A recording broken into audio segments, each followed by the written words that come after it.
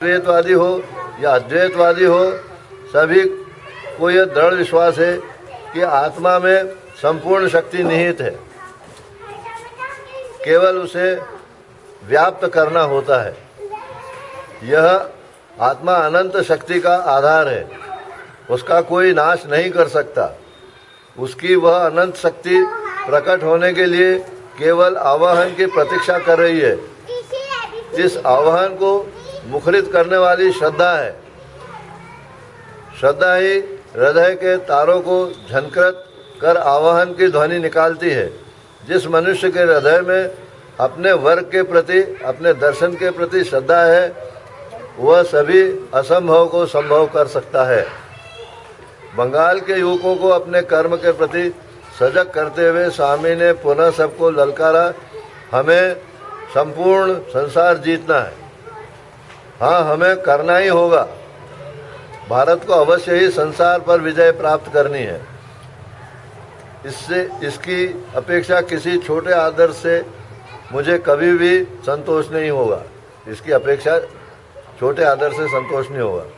या तो हम संपूर्ण संसार को विजय प्राप्त करेंगे या मिट जाएंगे। संकल्प, या तो हम जीतेंगे पूरे संसार को या मिट जाएंगे। इसके सिवा कोई दूसरा विकल्प नहीं है। जीवन का चिन्ह विस्तार है, डेवलपमेंट। जीवन का चिन्ह विस्तार है। हमें संकीर्ण सीमा के बाहर आना होगा, हृदय का प्रसार करना होगा, यह दिखाना होगा कि हम जीवित हैं। प्रसार करना होगा हृदय, अन्यथा इसी पतन के दशा में सड़ कर मर जाना पड़ेगा। यहाँ विजय का तात्पर्य भूमि विजय से नहीं है, बल्कि नैतिक विजय से। विवेकानंद का कहना था कि हमारे पूर्वज धर्म के रूप में जो अमूल्य रत्न हमारे पास छोड़ गए हैं, उन्हें पाने के लिए, उनसे लाभान्वित होने के लिए पश्चिम के देश लालायित हैं। उन्होंने अपने भाषणों में बार बार इस पर जोर दिया है कि हम खूब मंडूक बनकर अपने में सीमित सीमित नहीं रहना। हमें कूप मंडूक बनकर अपने आप में सीमित नहीं रहना, बल्कि पश्चिम के देशों में जाकर अपने आध्यात्मिक ज्ञान, अपने वेदांत दर्शन से ही लोगों को अवगत कराना है। इसके बदले में उनसे विज्ञान की बातें सीखना है। दोनों के आदान प्रदान में ही आत्म सम्मान की भावना निहित रहती है।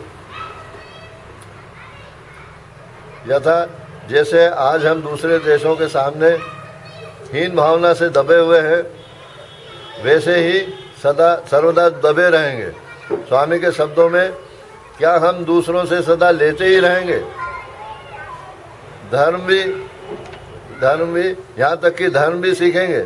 क्या हम लोगों से कल कारखानों के काम सीख सकते हैं? हाँ, हम उन लोगों से कल कारखाने के काम सीख सकते हैं और बहुत सी बातें उनसे सीख सकते हैं, किंतु हमें भी कुछ उन्हें सिखाना होगा। तब वह है हमारी आध्यात्मिकता। इसी से भारत में हमारे पूर्वजन को संजीवनी अमृत रख गए। आध्यात्मिकता संजीवनी अमृत का काम करेगी। और एक और पेज है जिसमें ये बात आई है। पैराग्राफ ही पढ़ दो बस। हाँ, पैराग्राफ ये है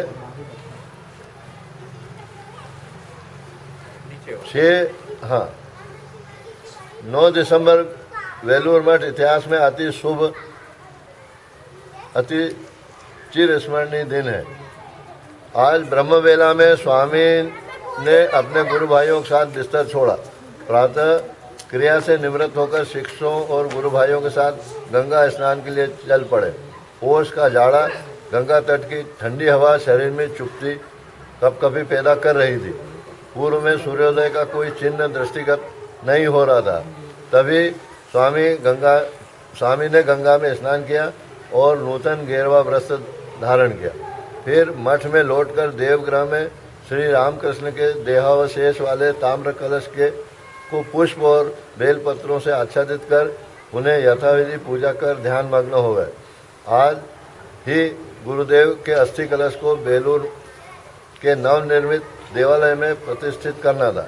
मठ के सभी सन्यासी श्री रामकृष्ण के मंदिर द्वार पर खड़े होकर विवेकानंद की समाधि टूटने की प्रतीक्षा करने लगे। कई घंटे पश्चात उन्होंने अपनी आंखें खोली। मंदिर को स्थानांतरित करने का सारा प्रबंध गुरु भाइयों और शिष्यों ने पहले ही कर रखा था। सन्यासों की टोली के आगे विवेकानंद चल रहे थे। उनके दाएं कंधे पर फूल मालाओं से सुशोभित गुरुदेव का अस्थि कलश था, जिन्हें उन्हें अपने हाथ का सहारा दे रखा था। शंखनाद और श्री रामकृष्ण की जय जयकार से चारों दिशाएं गूंज रही थी। सफलता और संतोष की भावना से स्वामी का मुखमंडल खिला हुआ था। हर्षाती रेख से नयन थिरक रहे थे। उन्होंने अपने गुरु भाइयों और शिष्यों से कहा, यह कथन उनका है इम्पोर्टेंट, गुरुदेव ने मुझसे एक बार कहा था, तू मुझे कंधे पर चढ़ाकर जहाँ भी खुशी से ले जाएगा, चाहे वो किसी वृक्ष के नीचे, किसी झोपड़ी में, वहीं मैं रहूँगा। उनके इस आशीर्वाद पर आस्था रखकर ही मैं उन्हें अपने भावी मठ में ले जा रहा हूँ। बस ये निश्चित जानो, जितने दिन उनके नाम पर उनके अनुयायी भक्त पवित्रता, आध्यात्मिकता, समस्त मानव जाति के समान प्रेम के आदर्श की रक्षा करेंगे, उतने दिन रामकृष्ण इस मठ को अपनी दिव्य उपस्थिति से धन्य बनाए। ये जितने दिन और उनकी भावना का अनुरूप रहेंगे वो हो गया। नए मठ के प्रांगण में सुरुचिपूर्ण वेदी बनाई गई। विवेकानंद तथा अन्य सन्यासियों ने मिलकर ताम्र कलश को वेदी पर रखा। सभी लोगों ने गुरुदेव को बार बार साष्टांग प्रणाम किया। स्वामी जी ने यथाविधि पूजा अर्चना के बाद होमाग्नि प्रज्वलित की एवं अपने मधुर कंठ से वेद मंत्रों का उच्चारण करते हुए हवन समाप्त किया। दूध और चावल की खीर का भोग लगा। प्रसाद वितरण किया गया। मठ को देखते हुए विवेकानंद ने सन्यासियों से कहा, तुम लोग तन, मन और वचन द्वारा गुरुदेव से प्रार्थना करो, जिससे महायुगावतार श्री रामकृष्ण बहुजन हिताय, बहुजन सुखाय इस पुण्य क्षेत्र में रहें। ये इतने पैरा है।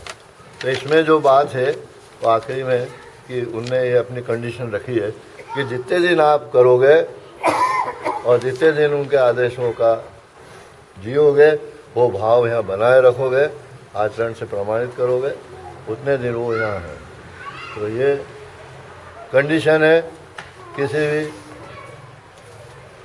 मंदिर की पवित्रता और उसकी निष्ठा पूर्वक अपन सेवा करें। और कुछ प्रश्न करना हो तो। ये तो रामकृष्ण मठ की कंडीशन है क्या? हाँ, हाँ अब उनके उपदेश में और अपने उपदेश में अंतर ये है कि अपन तो गृहस्थ हैं। हाँ तो बाप जी ने जो कुछ बताया है, मोठावे ने जो कुछ बताया है, उसका अपने को पालन करना है। ये सन्यासी थे तो वो सन्यासी की भावना से उन्होंने जो कुछ बताया वो अपने काम का नहीं। हमको अपने पूरे परिवार के साथ होते हमारे लिए है सफल गृहस्थ बनना है और पूरी कॉलोनी एक परिवार बनकर जीना है। सुना। आनंद से रहो, मस्ती में रहो। वो इतनी शक्तियाँ अपने पेट पर है, कोई चिंता की बात नहीं, कोई बाल बांका नहीं कर सकता है। तो आनंद से जीने की आदत डाल दो बस, और ये करना है। सब एक परिवार है, इसको सिद्ध करना है, जीना है। और कुछ भी नहीं करना। हाँ, और क्या करना है? अपने आप सुधार लो, आनंद से जियो। ये क्या कम है? नहीं आनंद से जीना मामूली बात है। नहीं भैया, ये तो बराबर है। हाँ, अब बस दूसरी एक्टिविटी बहुत से लोग करते हैं, वो अपने को नहीं करनी चाहिए। क्या तो स्पष्ट प्रश्न करो और सीधे जवाब दो। वो ऐसी जैसे सामाजिक गतिविधि की है या और बहुत सारी गतिविधियाँ होती है। आपका शौक हो तो करो ना, लेकिन कॉलोनी में जो है वो आप शांति से रहो, हॉस्पिटल प्रेम से खोलना रहो। है हाँ, ये या प्रेम से रहो। स्कूलें खोलना है, हाँ, जो कुछ ये करना है क्या? ये यदि तो ये सामाजिक अब यहाँ गतिविधि तो है तो ज़्यादातर मास्टर लोग ही थे, तो टीचिंग का काम किया। कोई व्यापारी भी थे तो उन्होंने अपने व्यापार के ढंग से किया। तो सेठ लोग थे, बड़े बाप जी के ज़्यादा शिष्य, तो उनको उन्होंने धन कमाने की शिक्षा दी। तो उनका धर्म यही है। भाई ये जो सनातन धर्म है, 4 आश्रम, वर्णाश्रम, तो उसके अनुसार अपने को जीवन जीना ये आदर्श जीवन है। तो चाहे जितनी बार ये समाज बिगड़ेगा फिर ये इसी तरह से तो स्थापित हो जाए। तो इसको तोड़ो मत और अपने आराम से जियो, प्रेम से रहो। ये जो आपके अनुभव के बारे में बताएं। काय क्या अनुभव के बारे में। कौन सा? गोपाल प्रभु के साथ। हाँ, कोई भी, कोई मोटा भाई के साथ, गोपाल वो अनुभव साथ तो में किस तरह का अनुभव हुआ है। अभी एक अनुभव बताया कि मोटा भाई ने खुली आंखों से मेरे को दर्शन दिए विवेकानंद। बड़े बाप जी के दर्शन उन्होंने कराए। आजकल क्या है कि सब व्यस्त जीवन हो गया। है आजकल का जीवन थोड़ा व्यस्त हो गया। हाँ। पूजा पाठ का टाइम नहीं मिलता है। हाँ तो आध्यात्मिक उन्नति कैसे करनी? हाँ तो भाई इसी को पूजा समझोगे आप। जो काम करे उसी को ही। काम कर रहे हो ईमानदारी से करो और एकाग्रता से करो, उसमें एकाग्रता बढ़ेगी कि नहीं। और थोड़ी देर यहाँ बैठ कर शांति से, उसमें भी टाइम निकालो। शांति से अपने आप निरीक्षण करो आज हमने क्या गलती की। नहीं, जनरली अब नहीं मिलता, पहले क्यों तो नहीं मिलता? सब मिलता है। 5 मिनट मतलब कर्म ही पूजा है।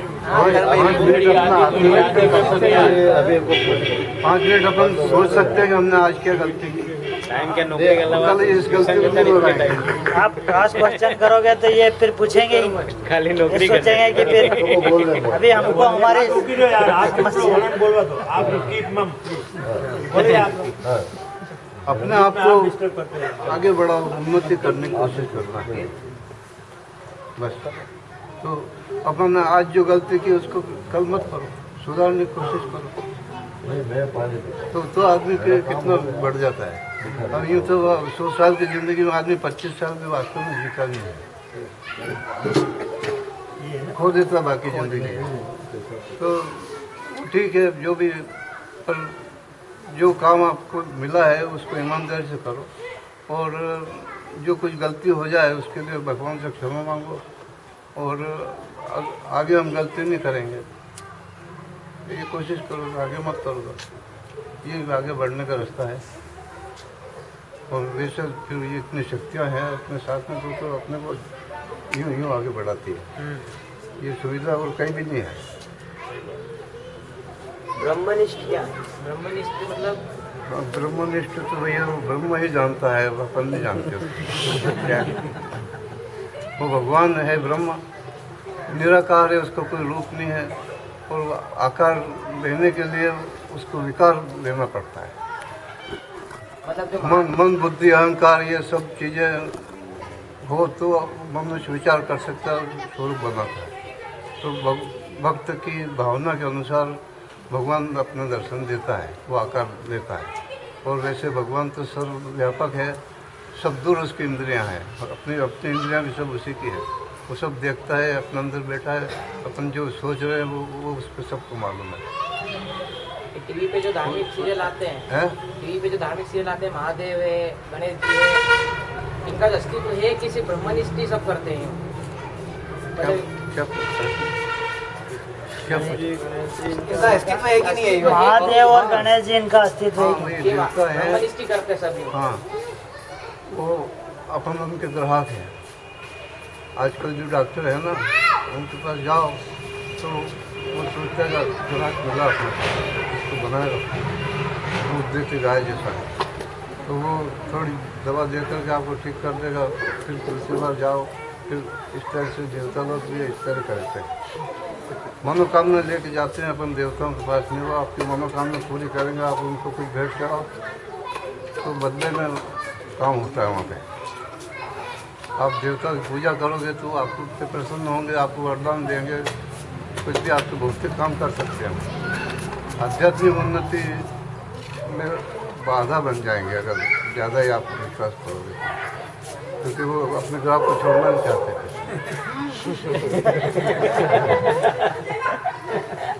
इसलिए कोई अड़ जाए काम तो प्रार्थना करो, हो जाता है। यही करो प्रार्थना, यहाँ भी। और गृहस्थ जीवन है तो कुछ न कुछ जरूरतें तो पड़ती है, दाल रोटी तो चाहिए। तो ये तो करो प्रार्थना, इतना तो यहाँ सब व्यवस्था है।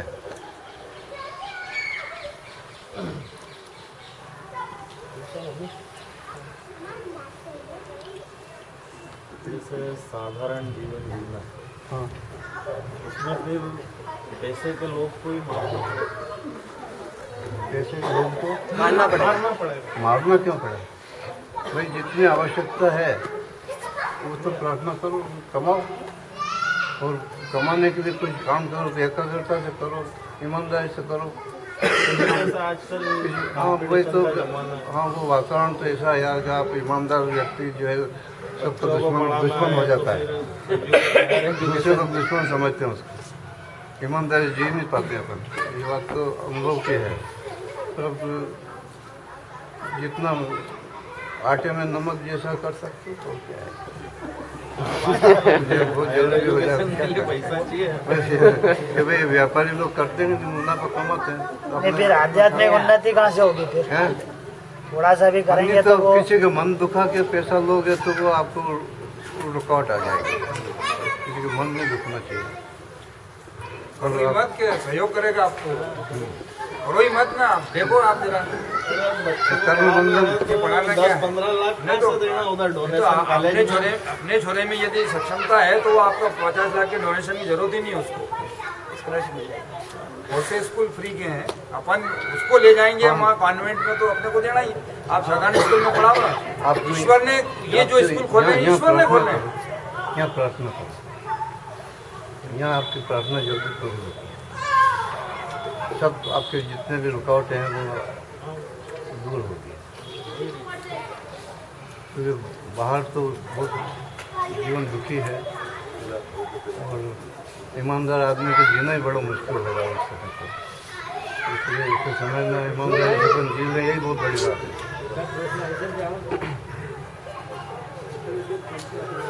मुझे 5 बजे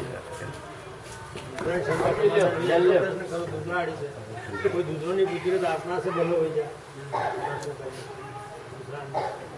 दूसरा लोग मंदिर में हाँ मंदिर में कोई अनुभव हुआ आपको यहाँ पे, तो वो बताइए। यार मेरे अनुभव से क्या, आपको क्या फायदा? किसी और ने बताया हो या प्रेरणा मिलेगी हमको? प्रेरणा मिलेगी। हाँ नहीं तो आप करोगे तो आपको भी अनुभव मिलेंगे। करो, बस आगे बढ़ो, कोशिश करोगे तो आपको भी सब अनुभव होंगे। प्रत्यक्ष हो तो सामने आके खड़ा हो जाता है। तो कोशिश कैसे करनी चाहिए? कोशिश क्या करना है, क्या करना है? शुरुआत क्या करना? बस ये कोई तकलीफ हो तो यहाँ आके प्रार्थना करो कि मेरे से गलती हो गई, उस गलती को स्वीकार करो तो वो आपकी गलती माफ़ हो जाएगी। गलती स्वीकार नहीं करोगे, उसको दबाने की कोशिश करोगे तो मार खाओगे। फिर मारता है भगवान, मारता भी है। इसलिए ईमानदार भगवान के सामने को रहने का है।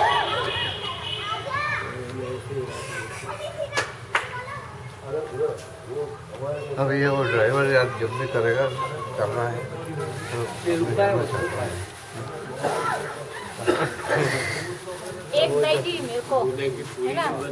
मैं प्रार्थना जैसे माला फेरी या प्रार्थना करी कहीं भी करा, है ना। ऐसे बैठे रहते तो कहीं नहीं होता। जैसे प्रार्थना करी तो बहुत अलग विचार आते हैं। ऐसा क्यों? हाँ, मन अपना जो है ना इधर उधर व्यस्त रहता है और मन को कुछ न कुछ काम चाहिए। वो ये बंदर जैसा चंचल होता है। तो इसको आप जब सब काम से मुक्त करते हो तो ये फिर गलत विचार सोचने पड़ जाता है। सही विचार नहीं हाँ, आते। और उस वक्त गलत जो विचार आते हैं वो इसीलिए आते हैं कि वो कट जाएंगे उस मतलब समय। जैसे अभी नॉर्मली बैठे हैं तो कुछ नहीं हुआ। हाँ।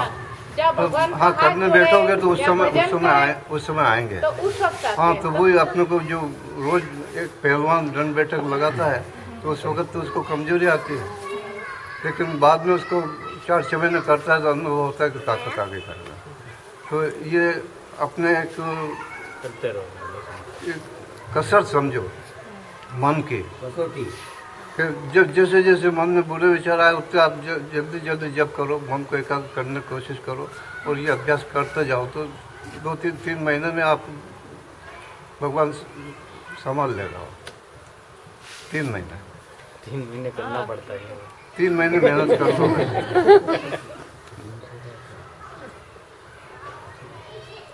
दिनचर्या क्या होनी चाहिए शुरू से? दिनचर्या कैसी होनी चाहिए? दिनचर्या दिनचर्या कैसी होनी चाहिए? ये जो बताया नहीं ये पत्र, इसको स्टडी करो आप कि साधारण जीवन जीने के लिए, सबसे प्रेम करने के लिए हमको किस तरह का जीवन जीना चाहिए, वैसे आप दिनचर्या अपने स्वतंत्र रूप से बना लो अपने अनुकूल। और हर वक्त तो भगवान का भजन कर नहीं सकता कोई, लेकिन उसका स्मरण तो कर सकते हो ना। तो जैसे अपना बच्चा है कहीं बाहर चला गया विदेश में, बहुत दिन हो गए, उसकी याद आती है, इस तरह से भगवान की याद आना चाहिए। तो भगवान की याद करते रहोगे आप, पहले उससे कोई रिश्ता जोड़ लो भगवान से, कैसा भी रिश्ता जोड़ लो आप, शत्रुता का रिश्ता जोड़ लो, प्रेम का रिश्ता जोड़ लो, पति पत्नी का जोड़ लो, माँ बाप का जोड़ लो, सेठ मुनीम का जोड़ लो, कुछ भी। और फिर उस रिश्ते को कैसे प्रसन्न करना है ये तो अपन जानते हैं कि भाई अपनी पत्नी रूठ जाए तो कैसे उसको मनाना, या पति रूठ जाए तो कैसे मनाती हो, तो ये तो सब तरीके याद है अपने को। तो जो रिश्ता आपने भगवान से जोड़ा है, तो उस रिश्ते को किस तरह से आप भगवान को खुश कर सकते हो, वो अगर खुश हो जाता है तो फिर आपको कुछ नहीं करना, सब उसी को करना है। अच्छा, इसमें इसका भी फर्क पड़ता है कि अपन ने दिन भर में जो कर्म किए हैं, रात को सोते समय वो भगवान को अर्पित कर दें, उसका तो फर्क पड़ता है। हाँ, ऐसा कर्म भगवान को बाद में अर्पित कर दो तो ठीक है, लेकिन कर्म पहले ही अर्पित कर देना चाहिए। और कोई भी कर्म करने के पहले या तो अनुमति लेना। हाँ हाँ, पहले भाई मैं ये कर्म कर रहा हूँ, आप मेरे सहयोग करना है, जो कुछ भी करना, और उस कर्म को भगवान का कर्म समझ के आप उसकी सेवा कर रहे हो। जैसे मुनीम सेठ का होता है तो हानि लाभ जो कुछ भी हो सेठ की होती है, मुनीम को कुछ नहीं होता। इस तरह से आप ये संसार में रहो कि भाई काम तो भगवान का कर रहे हैं अपन, हम ये सुख दुख सब तरह से आते हैं तो ये भगवान के हाथ में, आप उसको प्रसाद समझ के जी लो, आपको कोई तकलीफ नहीं होगी बिना शिकायत। और जो कुछ भी आता है वो अपनी उन्नति के लिए आता है, अपन उसको दुख समझते हैं, लेकिन आप अगर उसको बाद में विचार करोगे तो आप सोचोगे कि ये अपनी उन्नति के लिए आया था, भगवान ने हमारे भलाई के लिए किया है।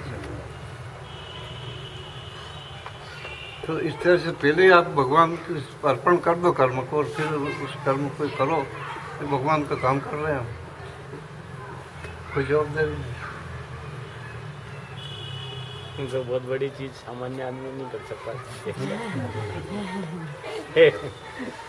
मैं कर रहा हूँ, ये सोचोगे मैं कर रहा हूँ तो फिर मार खाना आपको ही है, और भगवान का काम कर रहे हो तो फिर भगवान संभालेगा। पूछ लेना यार। ये पुरोहित जी पूछ रहे हैं, भगवान ने कैसे खींचा आपको भगवान ने कैसे खींचा? अरे ये तुम्हें बता चुका हूँ यार, मेरे को वो ड्राइवर परेशान कर रहे हैं। अरे वो ड्राइवर को बुला लेंगे। भगवान ने कैसे जोड़ी अपने साथ खींचने के लिए। हम इसके लिए फिर 1 घंटा चाहिए यार, 1 घंटा चाहिए। उन्होंने तो आपको मौका दिया, आपको क्या पूछा? शॉर्ट में बताओ। मैं बता चुका, उन्होंने कैसेट बना रखी, वो सीडी देख लेना यार, उसमें सब बता रखा है।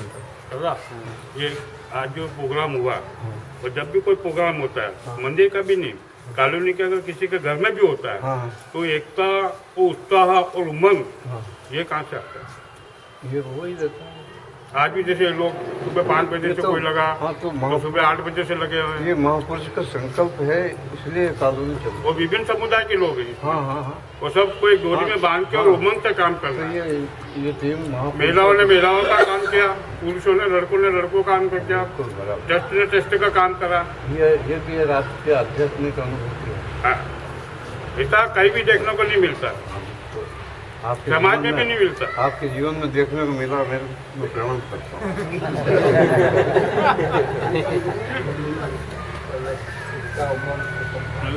ऐसा कहीं भी नहीं मिलता।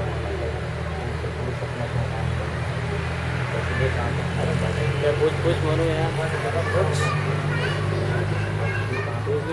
उठ जाएंगे फटाफट तो सब ठंडे कर आखिरी में हमारी प्रार्थना है कि हम सब मिली जुली न राम द्वेष भाव छूटे, एकता बढ़े, इसको आशीर्वाद दे जाओ। और सब ढोंग कर रहे हैं। भाई जी, वो आपके अनुभव सुनना है, युवाओं को, युवा लोगों को आपके अनुभव सुनना है, तो आप इससे प्रेरणा मिलेगी। हाँ, तो कुछ प्रश्न बना के रखना या फिर कभी आके सुना दूंगा। ड्राइवर को हम रोक लेंगे। हाँ, कुछ जिज्ञासा आपकी होगी। अरे आप मेरी परीक्षा लेना चाहते हो या आप कुछ जानना चाहते हो? नहीं जानना असली नकली का भेद। सही प्रश्न होगा तो सही जवाब भगवान देगा, मैं तो कुछ नहीं बोलता हूँ। हाँ, असली होने का और नकली होने का और सरलता का बहुत से लोग ढोंग कर रहे हैं, हम भी कर रहे हैं। तो सरलता असली है कि नकली, इसकी पहचान क्या है?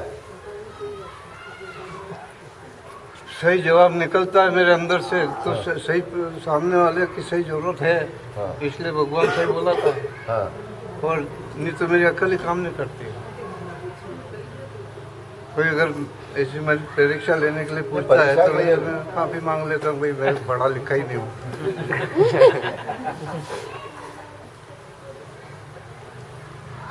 तो विद्वान थोड़ी हूँ क्या मैं, तो वो बुलाता है तो बोल देता हूँ। और बोलना भी यार, मैं तो क्षमा चाहता हूँ, मैं को उपदेश की बात मत समझना। नहीं उद्देश्य नहीं तो, है, हाँ, अनुभव है, आशीर्वाद है। एक किस्से की बात कर रहे हैं, कोई एक किस्सा बता दो आप। हाँ। गोपाल प्रभु के साथ का कोई सा भी जो आपको अच्छा हमेशा याद आता है। जो याद आता है हमेशा याद आता है। ये आखिरी प्रश्न है भाई। हाँ। सीढ़ी में तो सुन ले पर आपका मुंह एक बार वहाँ पे पूर्णिमा का बड़ा महत्व है गुजरात में। पूर्णिमा को हाजिर देने के लिए आते हैं, कोई पूर्णिमा चूकते नहीं है। तो ज़्यादातर पूर्णिमा के दिन लोग इकट्ठे होते हैं। तो मैं वहाँ पे सेठ लोग घेर के बैठ जाते थे उनको, उनका वर्चस्व ज़्यादा था, तो अपने को जी से गोपाल से बात करने का मौका ही नहीं मिलता था। तो मैंने सोचा कि यार अपन ऐसे दिन चलो जब हाँ भीड़ नहीं हो। तो एक दिन अमावस्या के दिन पहुँच गया मैं। तो गुलाबा थे वहाँ गोपाल के पास में, गुलाब बखूब हंसे, अरे तुमने तो अमावस के दिन आ रही क्या? आज तो कादर दान है नहीं, ऐसा नहीं, क्योंकि यार अमावस ने पूनम कई करे भाई। जब गोपाल की याद आई तो आ गया। गोपाल जब उन्होंने मेरी हंसी उड़ा दी गुलाबा ने, गोपाल को बड़ा बुरा लगा। अच्छा, गोपाल ने कहा कि ए भाई भगत छे, कोई भी दिन आई सके, એના માટે હું અમાવસને પૂનમ કરી નાખું। और स्पेशली उन्होंने अपने चरण की पूजा करवाई मेरे से, क्या बात, और आशीर्वाद दिया।